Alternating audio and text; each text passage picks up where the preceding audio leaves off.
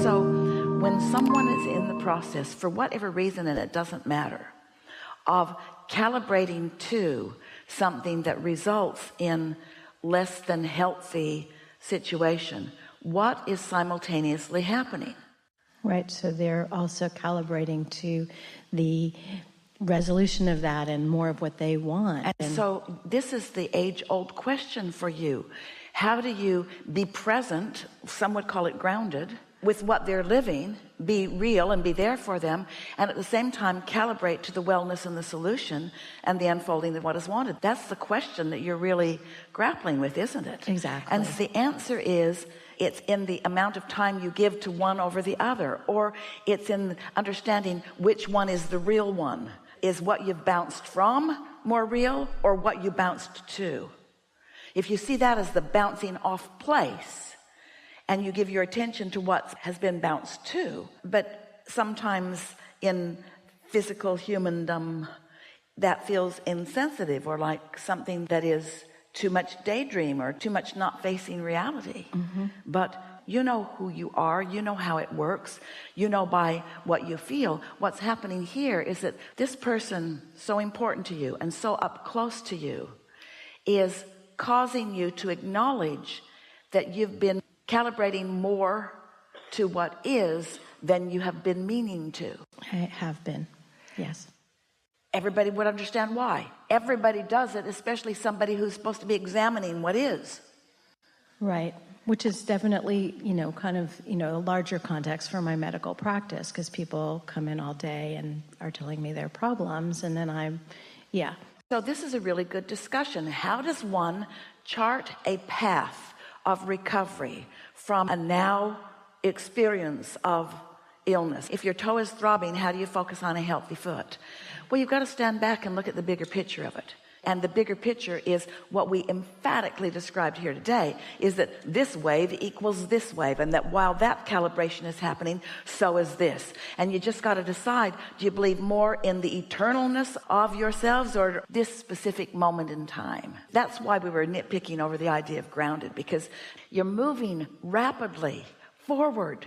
And the more you cling to what is, the more you tear yourselves apart, because you've moved forward. The illness made him become weller. It just did. And yet there he is with symptoms of illness. Hard to not notice that. Hard to not see it and hear it and smell it and taste it and touch it, because that's what you do with your physical senses. So it requires activating something that means more. It means activating the point of conversation that you can have with your source energy. And that's a vibrational conversation that is demonstrated through emotions. So when you feel fear, you're not doing it. When you feel worried, you're not doing it. When you feel like you're not sure of what you're doing, you're not doing it. Want to calibrate it? Yes. So notebook is open and the situation has been described. Give us the emotional clues that obviously let you know how easy it has been and how normal it is for you to have, in this situation, calibrated to what is. I feel distress. I feel sad. I feel powerless sometimes. Sometimes hopeful, not completely powerless. Sometimes I feel like, I'm going to be able to help him. And he's got a lot of asking, so I can work my way partly up the scale. We know you can. And I can work easily to, like, he's an eternal being, and I can step way back. It's when I start to focus. But we've lost the thread here. Okay, sorry about that. It's all right. We know you feel that, we know you feel that, we know you feel that, and we know you feel that. But all of that has led you to this. Right. And so let's calibrate this. When I focus on this situation, which I am describing here, I feel worried. And there's another vibration that has an emotional demonstration that we want you to find. I feel inadequate to fix this. Yeah, or I wonder if I'm adequate to fix this. Well, the wondering is enough resistance that you can give it the inadequate label. Okay, good. I got that. you're interesting to play with, because you're connected to your inner being enough that these words that we're describing don't apply to who you usually are and what you really know. Just this situation. And this is a situation that you're calibrating. So it doesn't matter what you usually believe or what you've normally believed. The whole point of this exercise is to change this belief about this situation. You want to calibrate to who you really are, because the situation has calibrated you.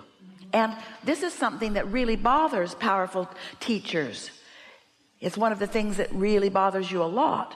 I should know better. I should know better than to let a situation calibrate me. Really? You're not going to allow yourself any more step one moments? You're not going to let this wave create this wave? You're not going to let something really big make something really big? Of course, the inadequacy, that just flies out the window with that sort of discussion, doesn't it? Right. This is going to sound a little off to all of you. It isn't off, and we're going to explain to you why it isn't off until you know it isn't off. Ready? This conversation is not about your nephew. It's about your calibrating to something you desire. Happens to regard your nephew. But this is about your calibrating to your strengths. Did you take that ride with us just a little bit? Because in human conversations, how could you be so selfish to be worrying about how you feel when your little nephew is suffering? You should be thinking always and only and completely about your nephew. And we say, you do that, you've got no power. You let what is dominate your thoughts, and you don't reach for the way your inner being is looking at this.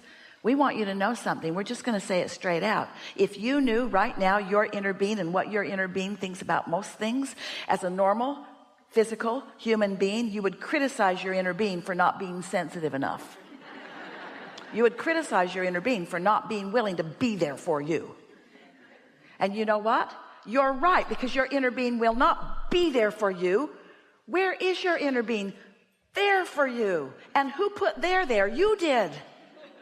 You put there. You were the one who put there. So don't criticize your inner being for not going there with you. Your inner being is never going to go there with you. Your inner being stays over here. And so you had a there, which caused you to create a there. And the reason that you ever feel anything that is an emotion that is diminished in any way is because you're going over there, and your inner being isn't over there. Your inner being's over there. It really is that simple. Your inner being's over there.